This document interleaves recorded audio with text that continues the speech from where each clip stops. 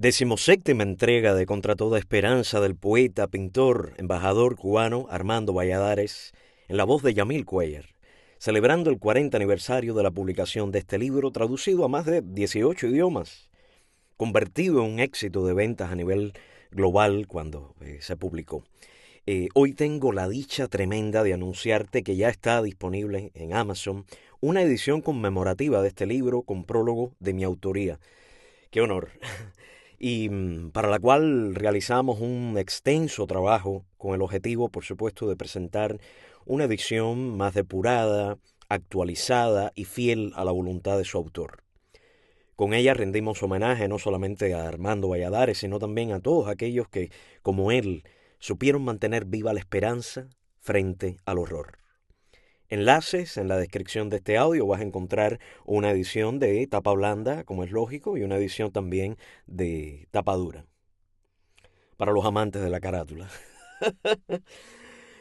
Fundamental que, por supuesto, si está en tus posibilidades, tengas un ejemplar de este libro en tu biblioteca, fundamental. Y nada, retomamos la lectura.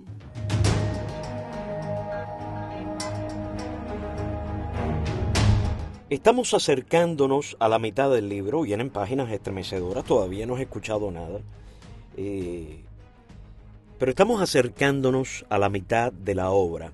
Acabamos de concluir el capítulo 27, si mal no recuerdo, el juicio a los pilotos. Gente infeliz, gente que, nada, de las que se aprovecharon las autoridades para desquitárselas y tomar venganza contra personas que sin comerla ni beberla se vieron en un lío tremendo envueltas. Pero que había una razón política detrás de eso, como le explica el capítulo. Iniciamos un nuevo capítulo, el capítulo 28, titulado Trabajos forzados. Iniciamos.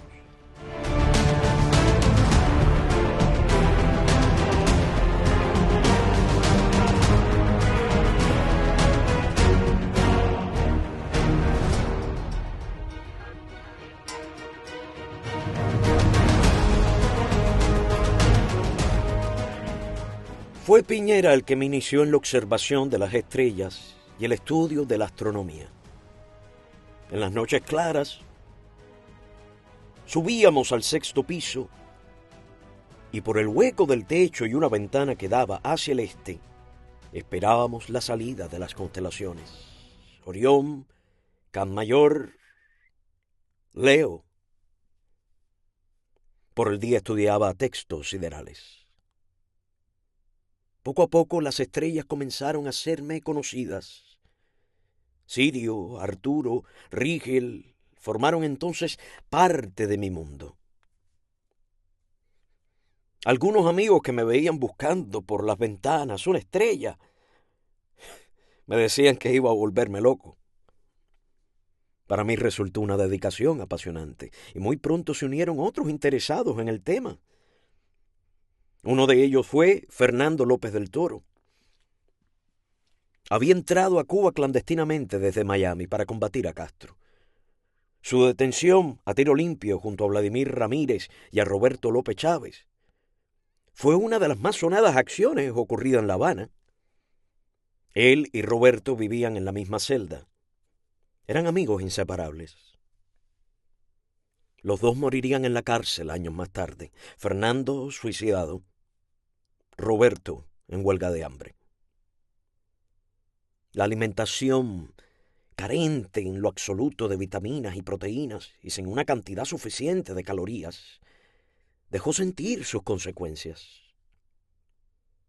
En los recuentos, los reclusos comenzaban a desmayarse y era frecuente que durante el día se produjeran varios casos con aquellas fatigas. La situación se denunció constantemente. El jefe de los servicios médicos de la prisión era un militar de apellido Álvarez, que había estado en Argelia en una misión internacionalista y que en lugar de estetoscopio andaba siempre con una pistola y disparaba para las circulares por divertirse. Toda gestión con él resultó inútil.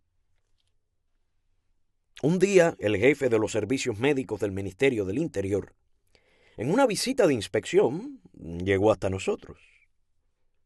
Se suponía que fuera médico, pero no lo era. Había sido viajante de medicina. Este señor, el doctor Herrera Sotolongo, comunista español, había huido a Cuba como consecuencia de la Guerra Civil Española y por obra y gracia de la solidaridad de la Revolución Cubana, se había convertido en jefe de los servicios médicos de todas las cárceles de Cuba. Y había que dirigirse a él llamándole doctor, pues de lo contrario no respondía. De medicina no sabía nada, por supuesto, pero era elemento de confianza. Se le planteó la necesidad de examinar a los más enfermos y comenzaron a hacer análisis de sangre por grupos. Uno de los reclusos que trabajaba en el hospital iba a las circulares y a través de la reja los presos sacaban el brazo.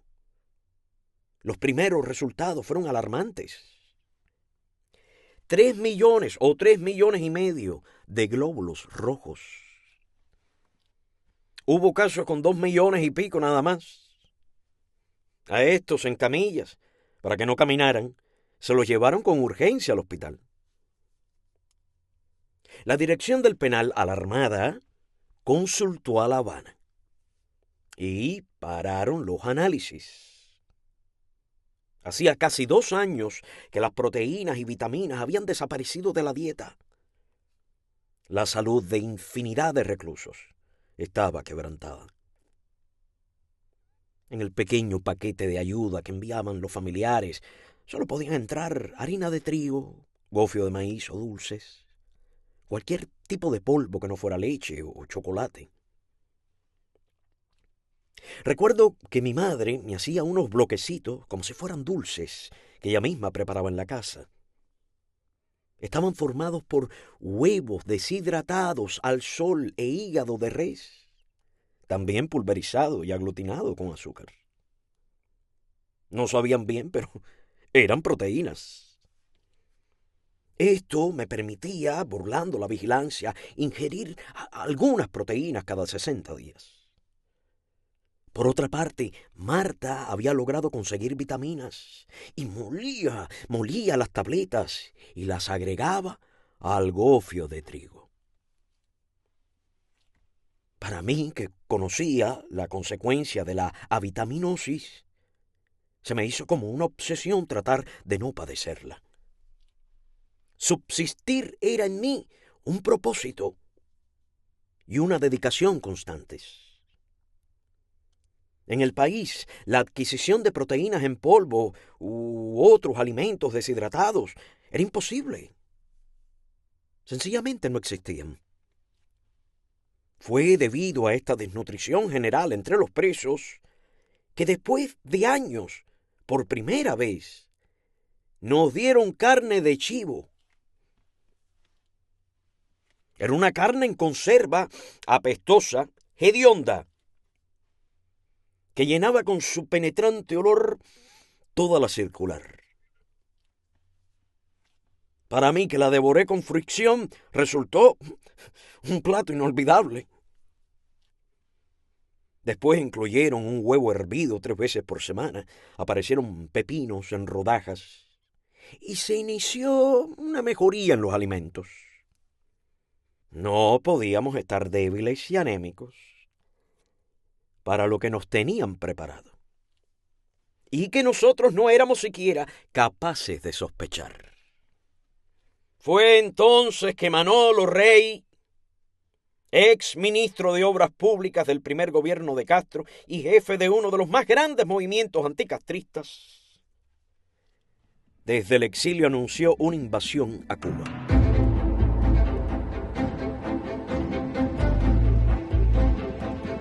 El 20 de mayo fuimos sacados de las circulares numerosos prisioneros y trasladados al edificio del pabellón de castigo, donde nos instalaron en 2 salas. Estábamos allí como rehenes. El jefe de la guarnición, capitán Morejón, fue a decirnos claramente que cuando sonara el primer tiro,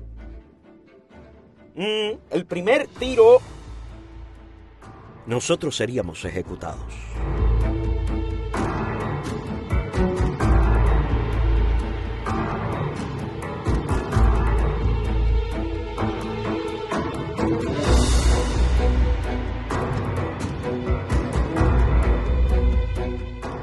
Nuestra sala se comunicaba por el saloncito frente a los servicios, con la otra a través de una alta ventana enrejada, y ante la única puerta de entrada emplazaron una ametralladora. Sabíamos que existía una situación de crisis, una amenaza de invasión, y teníamos que conocer lo que estaba ocurriendo. El costado de nuestra sala, con altas ventanas, daba hacia la circular 3. Ideamos entonces la comunicación con esta circular. Colocamos 2 camas, una sobre la otra, y Villardefranco y yo subimos hasta alcanzar la ventana. Rogelio Villardefranco era un magnífico y experimentado telegrafista. Hicimos unas cuantas señales hasta que los de la 3 nos vieron. De inmediato buscaron a uno de los telegrafistas de allá y se estableció el contacto. Todas las tardes subíamos a recibir el boletín de noticias. Villardefranco recibía, yo copiaba en una hoja de libreta que titulaba "Ahora sí", y que ilustraba con un repartidor de periódicos muy estilizado, que corría con ejemplares de diarios bajo el brazo. Una vez nos vio un guardia. El capitán Morejón entró en la sala. Mandó a hacer silencio y comenzó muy correctamente a decir que había disposición de la prisión que prohibían a los ciudadanos detenidos allí asomarse a las ventanas. Pero se fue enardeciendo en su arenga y terminó con amenazas groseras. Al retirarse, ya en la reja gritó: "Al maricón que se asome otra vez por una ventana, hay orden de tirar a matar. Ya lo sabe".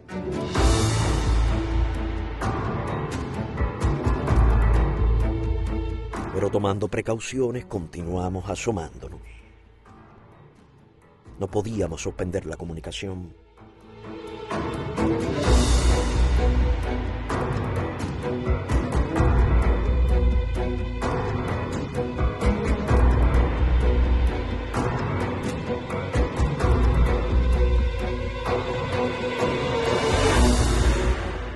Durante los días que pasamos allí, la alimentación mejoró de manera notable. Ocurrió algo verdaderamente inconcebible para quienes son ajenos a una vida como la que llevábamos nosotros. En el otro salón, González Rojas, un ex oficial de alta graduación del gobierno anterior, tenía un dolor de muelas terrible. Sabiendo que Cepero estaba en nuestra sala, lo llamó pidiéndole le sacara la muela. Toda gestión con los militares para que lo atendieran fue inútil, y eso que solamente había que cruzar la calle. La única manera de hacer la extracción era a través de los barrotes de aquella ventana que comunicaba los salones. Todo el instrumental de que disponía Cepero eran unas tenazas y un destornillador. Se desinfectaron lo mejor que se pudo. Entre varios compañeros izaron y sostuvieron del otro lado de la reja al paciente, rabiando de dolor, mientras del lado de acá se hacía lo mismo con Cepero para que pudiera tener las manos libres. Rojas se aferraba a los hierros con la boca abierta y la cabeza hacia atrás. La tenaza de Cepero, metida entre los hierros, se cerró alrededor de la muela. Cuando el puño firme del dentista se movió, desarraigando la pieza, sin anestesia, los nudillos de Rojas se tornaron blanquecinos. Sus manos parecían soldadas a los barrotes. Cepero tiró con fuerza. Fue una extracción impecable, única, sin precedentes. Estoy seguro que jamás se hizo una como aquella en prisión, y mucho menos en tales circunstancias.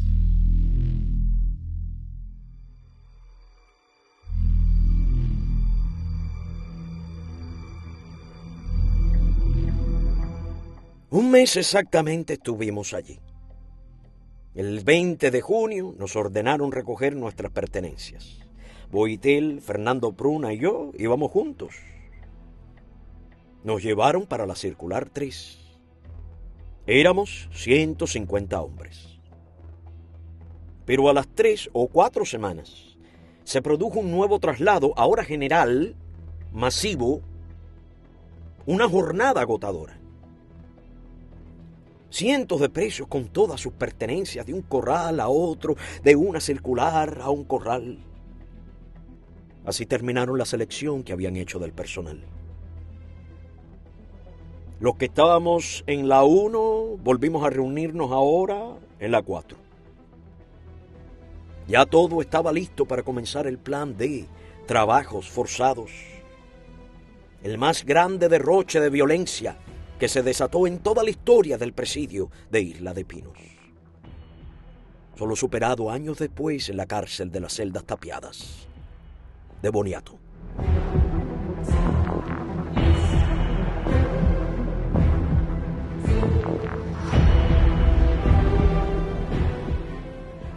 El inicio del trabajo forzado fue precedido por una ola de terror y represión que tenía como objetivo amedrentarnos. Ya la dirección del Ministerio del Interior había calculado que tendrían que matar a muchos de nosotros. Llamaron al plan Camilo Cienfuegos, nombre de uno de los comandantes que peleó con Castro en la guerrilla y militante de la Juventud Socialista Popular. Denominación que usaba el Partido Comunista desde 1944. Camilo Cienfuegos desapareció misteriosamente en un vuelo de la provincia de Camagüey a La Habana. El 9 de agosto de 1964 se inició la formación de las primeras cuadrillas de trabajo forzado en los edificios que albergaban entonces a presos políticos plantados, esto es, aquellos que no aceptaban el plan de rehabilitación. Sin ningún motivo, sin una sola causa que lo justificara, la guarnición irrumpió en el edificio 6. Desde que entraron empezaron a golpear a diestra y siniestra. Invadieron los pisos altos, destrozando todo lo que encontraban en las celdas. A los 5 minutos los heridos y contusos sumaban decenas. Los guardias iban enardeciéndose, pues saber que inspiraban terror era algo que los complacía. Se regodeaban en ello. El teniente Porfirio García, jefe del orden interior, dirigía la requisa personalmente, bayoneta en mano, pegando sin contemplaciones, y sus hombres emulando con él en el castigo. Fue el propio teniente Porfirio el que le hundió la bayoneta a Ernesto Díaz Madruga. La primera estocada se la clavó sobre la ingle, reventándole la vejiga. Luego, cuando iba cayendo, el sargento Matanzas, secuaz de Porfirio, volvió a apuñalarlo, rematándolo. En el suelo le dieron de patadas. Lo agarraron por los tobillos y lo arrastraron escaleras abajo. Iba golpeando los escalones con la cabeza. De la boca le salían buches de sangre negruzcos. Ya era cadáver. El asesinato de Ernesto, la primera víctima del plan de trabajos forzados, tuvo por objetivo hacernos comprender que lo mismo podía sucedernos a nosotros y que supiéramos que nuestras vidas no tenían valor alguno para ellos.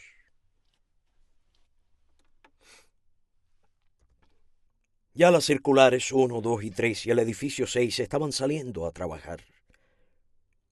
Nosotros no habíamos sido llamados y algunos pensaron, por encontrarse allí un personal clasificado, estudiantes, profesionales y los que más representación política tenían, que no iban a sacarnos a laborar. También se encontraban en aquella circular los ancianos y los impedidos físicos, con lo que fortalecían su teoría los que consideraban que seríamos simplemente espectadores de la tragedia que ya sufrían los demás. Yo compartí entonces la celda con Richard Heredia. el que en los primeros días de nuestra detención, junto a Carlos Alberto Montaner, participó en un intento de abrir un agujero en la pared del calabozo de la policía política. Un grupo de los que habían pasado el plan de rehabilitación, para ganarse los favores del enemigo, no les bastó con su hundimiento personal y su desmoralización, sino que además, por su propia iniciativa, escribieron y montaron una obra de teatro a la que llamaron La libertad a tres pasos. El argumento presentaba a los que habíamos decidido resistir y quedarnos en las circulares como elementos antisociales, drogaditos, delincuentes y homosexuales, verdaderos desalmados, lo mismo que decían de nosotros los comunistas en su campaña de difamación. La obra justificaba el que ellos hubieran dado el primer paso, aceptar la rehabilitación política, porque entre nosotros era imposible vivir. Este bochornoso espectáculo se estrenó en el comedor de la prisión de Isla de Pinos y llevaron presos de todo el país, incluyendo mujeres. El éxito fue rotundo. El Ministerio del Interior se encargó de representar la obra en todo el país y fue exhibida en los teatros de la capital e incluso en la televisión. En tanto, la represión dejaba un saldo de cientos de heridos, golpeados y el primer muerto. El mismo teniente Porfirio entró a nuestra circular. Se dirigió al rejero y le dijo que ordenara al personal que sería llamado que bajara de inmediato. Ya traían las listas confeccionadas desde la dirección y formados los bloques de trabajo. Cada bloque estaba integrado por 4 cuadrillas y estas, a su vez, por unos 50 prisioneros.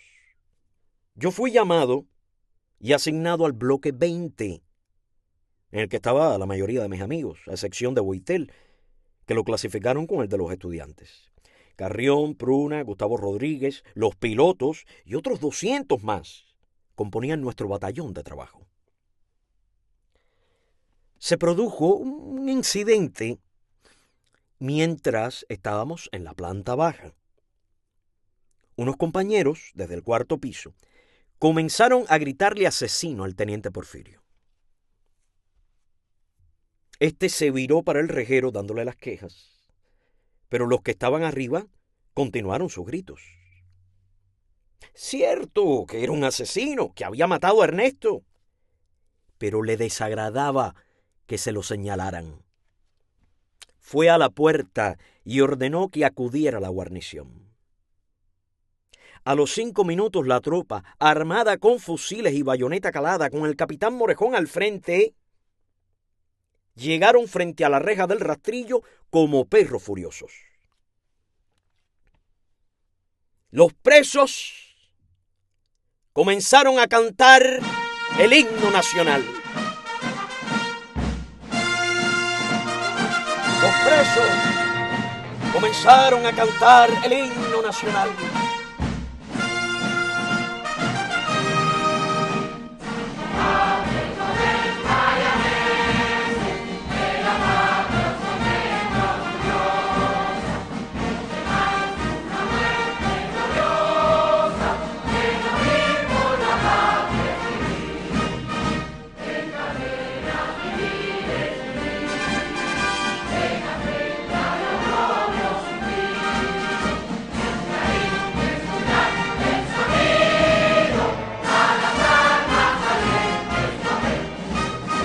Combate, corred, vaya meses, que la patria os contempla orgullosa. No temáis una muerte gloriosa, que morir por la patria es vivir. En cadenas vivir es vivir, en afrenta y oprobio sumido.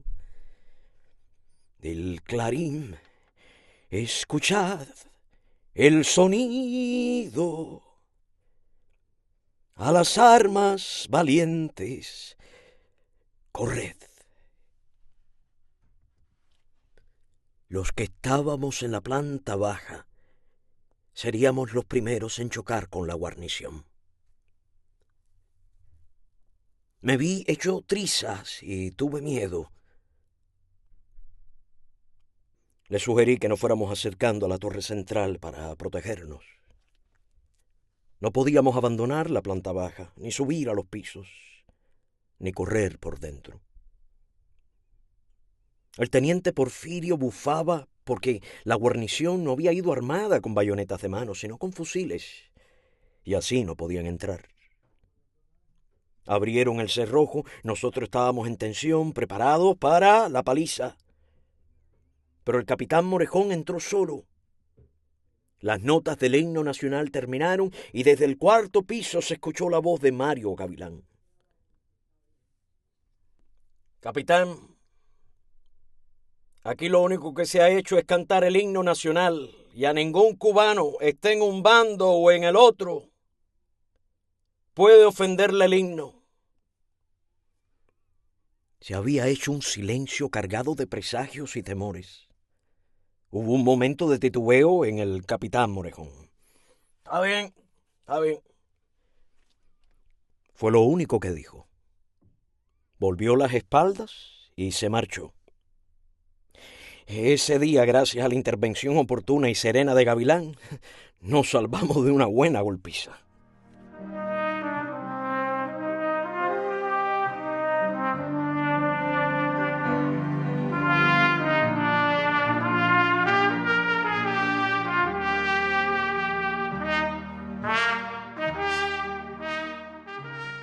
Rivero Caro, periodista, fue uno de los primeros que decidió no trabajar, y así lo comunicó al oficial que estaba organizando los bloques. Tomaron nota de su nombre y también del de Alfredo Izaguirre, que fuera el director de periódico más joven de toda la América, miembro de la Sociedad Interamericana de Prensa. A su cargo tenía el diario El Crisol de La Habana, nacionalizado por el gobierno. Alfredo había participado en diversas acciones contra el régimen de Castro. Entró y salió muchas veces de Cuba clandestinamente, planeando un atentado a Raúl Castro. Después, un ataque a la base naval norteamericana de Guantánamo, enclavada al sur de la provincia de Oriente, que se interpretaría como una acción de venganza de Castro. Esto tenía la intención de provocar una intervención armada de Estados Unidos que daría el traste con Castro. Pero los órganos de seguridad del Estado descubrieron el complot y Alfredo fue detenido. Pasó muchas semanas condenado a muerte, esperando todas las noches ser llevado al paredón de fusilamiento. Ser miembro de la CIP influyó de manera decisiva en que Castro cambiara la pena máxima por la de 30 años de reclusión. La operación, coordinada por la Agencia Central de Inteligencia, tenía, para los que la idearon, el nombre de Operación Patty. La policía cubana llamó a su operación Candela. Uno de los casos más importantes por su trascendencia había sido este. Las autoridades cubanas hicieron una película en la que relataban toda la operación y la sagacidad de los órganos de la seguridad del Estado. Con el título de Patty y Candela, fue exhibida en los cines de Cuba. En torno a esta película se produjo un fenómeno interesante. Alfredo, que se suponía que resultara un elemento odioso para los espectadores, ya que había tratado de destruir la revolución, era enviado por la CIA y representaba a la sociedad capitalista del antihéroe, se convirtió en el héroe. Porque la mayoría de los que acudían a los cines compartían los mismos deseos y ansias de libertad por los que él luchaba. Yo tuve ocasión de comprobar esto años más tarde, cuando en el hospital de la prisión del Combinado del Este, en La Habana, las enfermeras se interesaban por conocerlo, con visible admiración por él y cuanto representaba. La policía política retiró la película de los cines por considerarla no conveniente. Al primero que llamaron por negarse a trabajar fue a Rivero Caro, y con Alberto Müller y su hermano lo llevaron a las celdas de castigo. Estos dos últimos se integrarían más tarde a los bloques, no sin antes ser golpeados y obligados a trabajar. A Rivero Caro lo golpearon también. Después lo sacaron a trabajar unos días solamente, aislado, en los alrededores de las circulares, cavando en las zanjas paralelas al cordón. Luego quedó confinado a las celdas. Mucho tiempo después, casi a los 2 años, cuando lo trasladaron a la prisión de la Cabaña, todavía llevaba en las espaldas huellas de los golpes recibidos, que le dejaron marcas como de quemaduras. Alfredo Izaguirre había decidido serenamente, luego de un análisis que me comentó, no trabajar nunca. Sabía que se exponía a quedar mutilado o hasta que lo mataran a golpes. Pero su decisión era inconmovible. Cuando lo metieron a las celdas de castigo, lo dejaron tranquilo 2 o 3 días. Al cabo de ellos lo fueron a buscar el teniente Porfirio, el sargento Matanzas y varios guardias armados con fusiles. Desde la circular vimos a Alfredo escoltado por aquel pelotón. Lo condujeron al fondo del cuartel, por donde corría una zanja que transportaba las aguas albañales. Pretendían que Alfredo, con una lata, moviera hacia adelante los excrementos que se acumulaban en los bordes. Alfredo se negó siquiera a tocar la lata. El teniente Porfirio le explicó que lo único que tenía que hacer era agacharse y mover un poco la lata, y con eso sería suficiente. Para los militares era una cuestión de principio. Se trataba de romper su resistencia, de hacerlo claudicar, de someterlo, de obligarlo a renunciar, a contradecirse. Pero Alfredo, lo veíamos desde la circular, sin molestarse si quieren hablar, movía la cabeza diciendo no. Lo primero que hicieron fue escacharle la lata contra la cabeza, hiriéndolo. Y comenzó una golpiza brutal. La hoja de una bayoneta saltó al chocar contra su frente y el sargento Matanzas se quedó con la empuñadura en la mano. Luego de la primera andanada, el teniente Porfirio volvió a insistirle, tratando de convencerlo de que era mejor para él que aceptara trabajar, aunque fuera tan solo 1 minuto. La actitud de Alfredo se hizo más terca aún, si es que eso era posible, y volvieron a golpearlo. Pararon y le ofrecieron incluso llevarlo a Cuba, que para un prisionero en Isla de Pinos era una de las perspectivas más ansiadas. Pero Alfredo, con el rostro ensangrentado, siguió diciendo que no. Lo estuvieron golpeando y deteniendo el castigo a ver si claudicaba, pero fue inútil. Enardecidos, furiosos, lo pincharon con las bayonetas y golpearon con las culatas de los fusiles hasta que Alfredo perdió el conocimiento. Así, desmayado, sangrante, lo arrastraron por pies y manos y lo tiraron en la parte de atrás de un jeep. Desde las circulares 3 y 4, decenas de ojos seguíamos lo que estaba sucediendo. Cuando lo estaban sacando del jeep, comenzó a recobrarse. Lo lanzaron en el piso de la celda y a los pocos minutos apareció el doctor Agramonte, el nuevo médico militar de la prisión, acompañado de otro de pequeña estatura. Fue este el que se agachó junto a Alfredo, que yacía en el suelo, boca abajo. Lo levantó con esfuerzo y le colocó la rodilla en la espalda a manera de apoyo para poder reconocerlo. Revisó los bayonetazos. No tenía presión arterial. Lo desnudaron por completo, dejándole únicamente las botas. Alfredo los escuchaba, pero no tenía fuerzas para hablar. «Hay que llevárselo enseguida», le dijo el médico pequeño al doctor Agramonte, un negro alto y corpulento. En una camilla, tapado completamente con una sábana, lo entraron al hospital. Solo las botas asomaban un poco. Los que lo vieron llegar creyeron que estaba muerto. Lo examinaron. Tenía rotos los huesos de la nariz, varias heridas y contusiones por todo el cuerpo, debido a que uno de los bayonetazos se lo habían dado en el pliegue de la nalga, en el nacimiento del muslo, y cuando estaba acostado boca abajo, esta herida no se veía, ya que por la posición del cuerpo quedaba cerrada, y escapó a la inspección médica. Le administraron suero. Al ser acostado nuevamente boca abajo, la herida del pliegue de la nalga se abrió y comenzó a sangrar.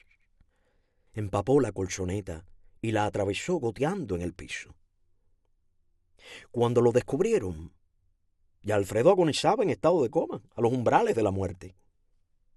Transfusiones urgentes para devolverle los litros de sangre perdidos lo salvaron. 15 días después, Alfredo no podía levantarse todavía de la cama. La paliza bárbara lo había dejado con grandes hematomas por todo el cuerpo. La inflamación de la cara y el derrame por el golpe que le fracturó la nariz le formó como unos arcos violáceos bajo los ojos. En esas condiciones volvieron a meterlo en las celdas de castigo, sin ningún tipo de asistencia médica. Alfredo Izaguirre fue el único preso que no ejecutó trabajos forzados ni un minuto, ni un segundo. Y su nombre pasó a la historia de la rebeldía del presidio político cubano.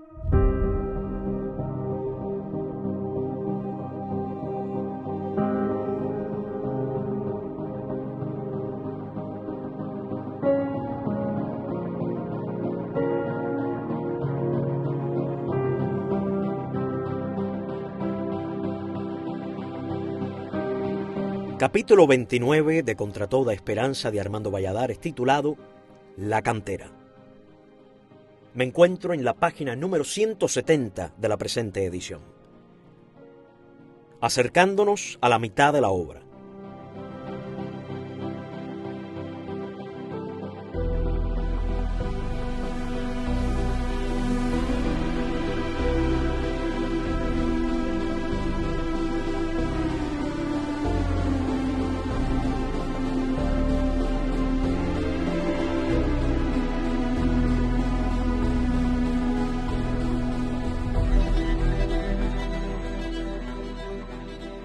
A los integrantes del bloque 20 nos llamaron para darnos botas y ropa de trabajo, porque al siguiente día saldríamos. Al amanecer, un rejero daba la voz de levantarse para el recuento. Todavía el cielo estaba oscuro y una débil claridad asomaba por el este. Luego de contarnos a la planta baja a recibir el desayuno, un poco de agua caliente con azúcar y un pan un poco mayor que un huevo, pero no mucho más. Había gran expectación en casi todos. Aquello de salir a trabajar fuera de los alrededores de la prisión indudablemente significaba un verdadero acontecimiento. Los bloques de la Circular 3, que ya estaban saliendo ante nosotros, nos contaban que los presos eran llevados por toda la isla, sembrando y cosechando cítricos, fertilizando pastos, limpiando potreros.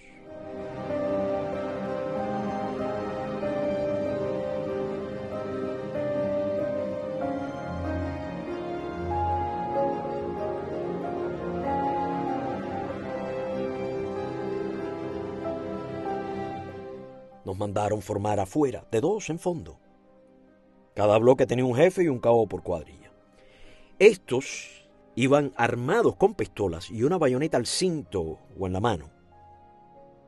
El jefe de la cuadrilla a la que fui asignado era un mulato al que conocía a uno de los nuestros, Cáceres. Este guardia había pertenecido a una hermandad religiosa a la que Cáceres también perteneció.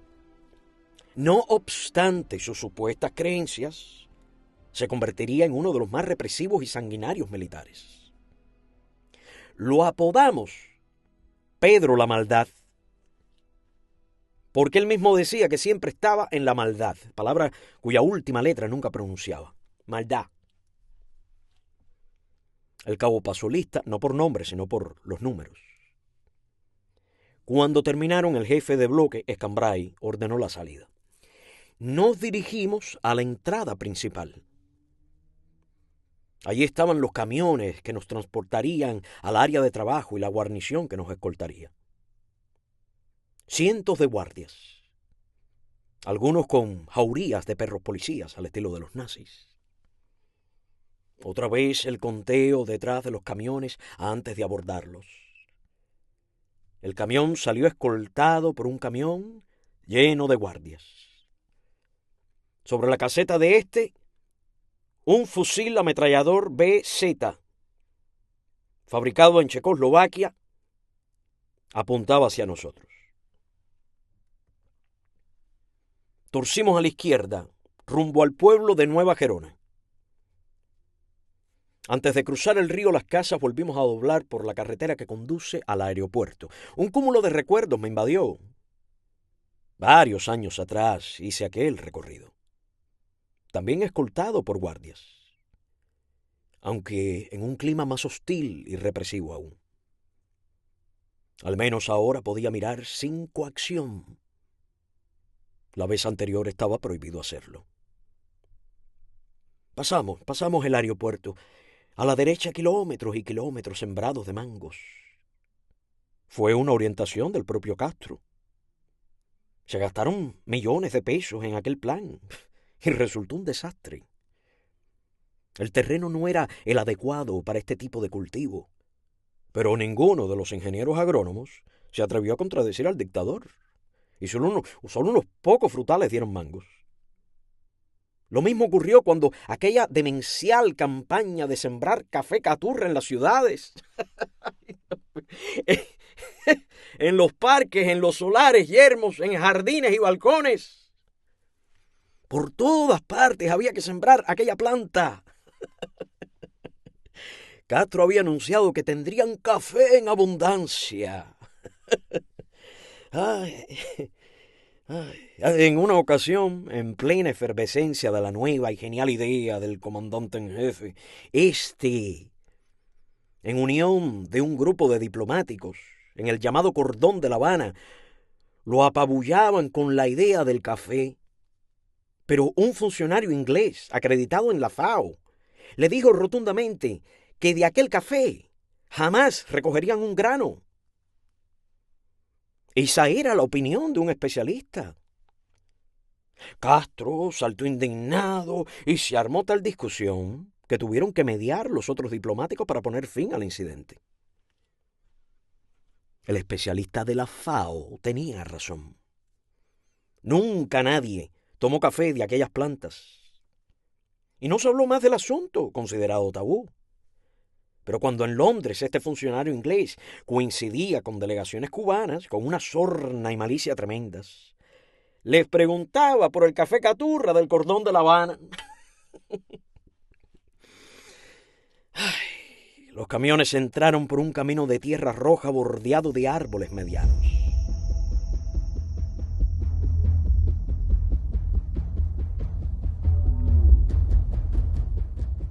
Esperaban allí un civil encargado de la finca estatal. Los guardias se bajaron y cruzaron la línea de arbustos, abriéndose en un círculo que nos rodeó por completo.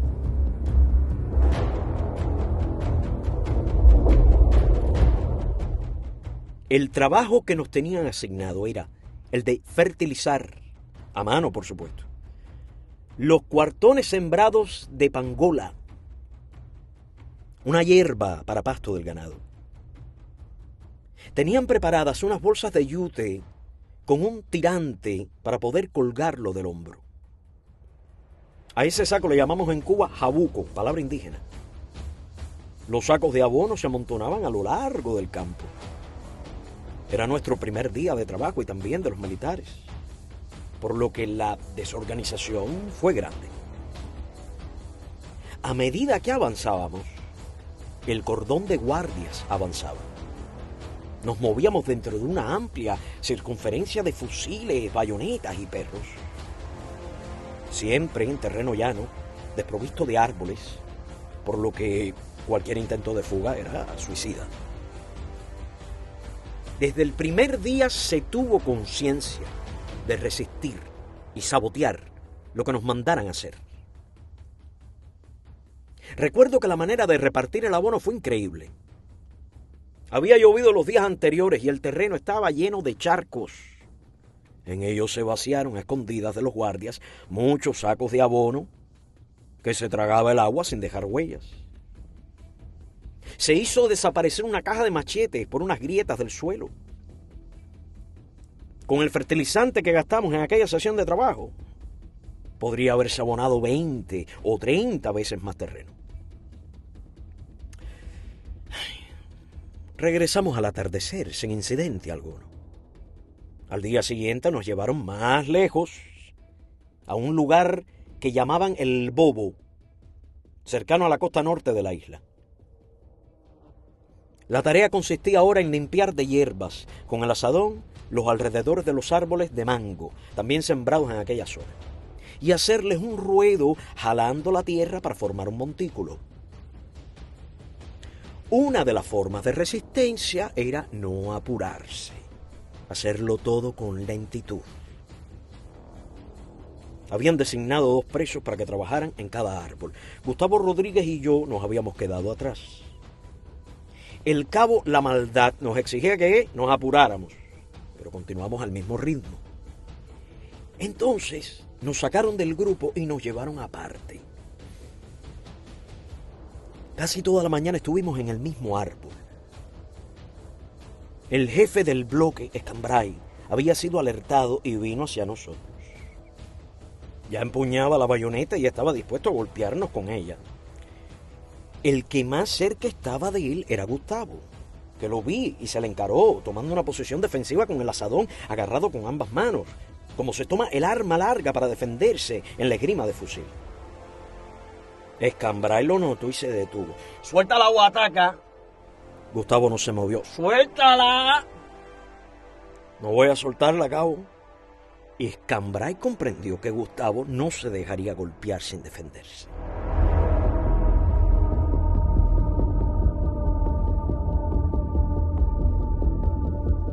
Fueron unos minutos de tensión.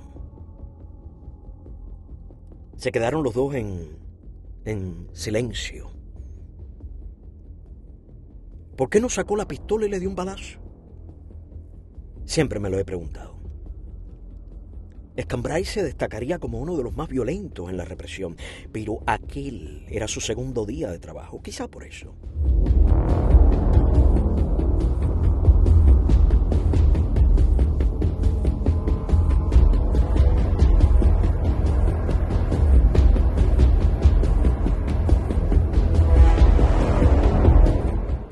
Al tercer día nos destinaron a la cantera. Allí el jefe de la guarnición era un militar muy alto y flaco, negro como la azabache, llamado Jolé, hijo de haitianos. Nos esperaba el teniente Pomponio, al que habían encomendado la jefatura de nuestro bloque. Fue directamente hacia mí y me sacó de la fila. Me condujo ante el cabo Jolé. Este es uno de los que se fugó con Boitel, así que busca para él la mandarria más grande que hay aquí. Dale órdenes a los guardias. Jolé me miró con curiosidad. Ven conmigo, me dijo. Fuimos hasta la casa de las herramientas. Buscó y me entregó una mandarria de 12 kilos. ¡12 kilos! Casi no podía con ella. Me le eché al hombro y tomé el camino de tierra que llevaba el área de trabajo siguiéndole a él. Una pared de granito se alzaba al costado izquierdo, mirando hacia el mar. Esta era una barrera natural. Luego una cerca de malla semicircular encerraba toda la instalación de la cantera. Había garitas con ametralladoras cada 50 metros. Los explosivos habían ido desplazando la mole granítica. Grandes bloques se amontonaban al pie del farallón y pedazos de roca que nosotros debíamos romper con la mandarria en otros más pequeños. También tenía aquella cantera una arenera y el cuarto para la cal donde metían a los castigados que salían casi ciegos y con las manos y pies en carne viva. Había un molino de piedras y un comedor. Fernando Pruna había sido el primero en tomar las armas y alzarse contra Castro en el macizo montañoso que conforma la Sierra de los Órganos, en la región occidental de la isla. Con él, Nena, entonces su novia, el padre de esta y un grupo de seguidores, entre ellos el norteamericano Austin John, Abel Nieves y otros. De inmediato, luego de ser detectados, contingentes de tropas castristas iniciaron la persecución. El acoso no fue difícil por la superioridad numérica, y luego de varios choques, tras un intenso tiroteo, fueron capturados. Pruna, condenado a muerte, no fue fusilado gracias a peticiones de clemencia hechas a Castro por algunas federaciones estudiantiles de universidades norteamericanas donde había estudiado. Estas cosas todavía eran posibles en 1959. Un año después, también era trasladado a la prisión de Isla de Pinos el comandante Blanco, quien dirigiera la operación de captura de Pruna, pero como un prisionero más, por oponerse a Castro. Ahora Pruna, el excomandante Blanco, que fue siempre un magnífico compañero, y yo estábamos en el mismo grupo, todos con mandarrias. Cada mandarriero tenía un ayudante provisto de una larga barrera de hierro puntiaguda. Su trabajo consistía en introducirla en las grietas de las rocas. Mi compañero con la barreta era Peñita, uno de los pilotos de la Fuerza Aérea. Una mandarria es un instrumento que, como todos, hay que saberlo manejar. Ninguno de los que estábamos allí había empuñado una nunca en su vida. Uno de los cabos que pertenecía a la dotación de la cantera se acercó, cojeaba visiblemente. ¿Tú no has picado piedra nunca? No, cabo, nunca. Pues más vale que aprenda. Dame acá la mandarria que les voy a enseñar. Y que luego no diga a nadie que no sabe. Aquí hay que producir. Se recogió las mangas, echó hacia atrás la cartuchera de la pistola y empuñó la mandarria. ¡Mire, mire! Señaló. Lo primero que tienen que ver es la veta de la piedra. Fíjense que aquí cambia el color. Sobre esa veta deben golpear. Era cierto. La parte inferior del pedrusco tenía una zona oscura y otra más clara. Perfectamente definidas las dos. Y levantó la mandarria.